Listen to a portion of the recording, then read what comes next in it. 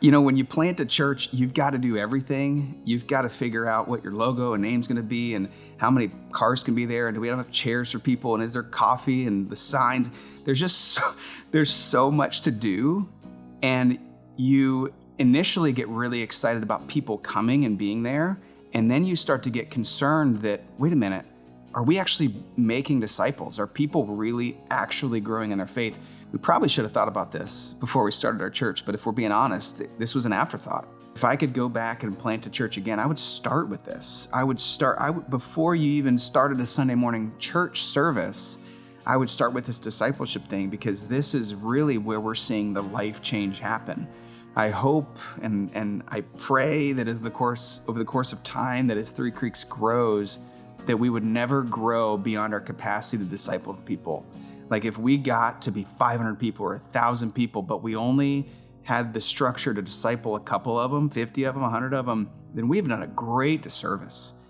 And I'm just really thankful that God kind of ripped us out of that and said, hey, but make sure that those that are coming are actually, that you don't just feed them milk, that at some point you get them to wean off of that they can taste and see that the Lord is really good.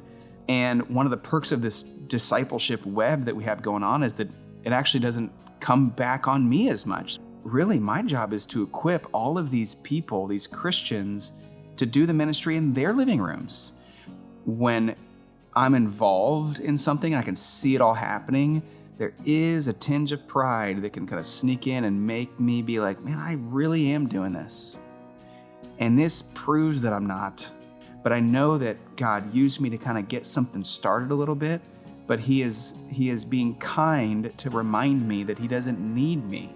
And if I stopped or moved or he called me to something else, disciples are still being made. If I'm talking to a church planter or a pastor who wants to get this kind of thing going in their church, I'm just saying you got to model it yourself. This has to be something that you embody. Probably has to start in your living room and just see what happens. I think it'll blow you away. Jesus took the long approach with a couple people, and he just kind of let it grow over time. He trusted God with the results of it. This is how to live your life. This is how to do it. You make disciples that make disciples that make disciples, and God uses that.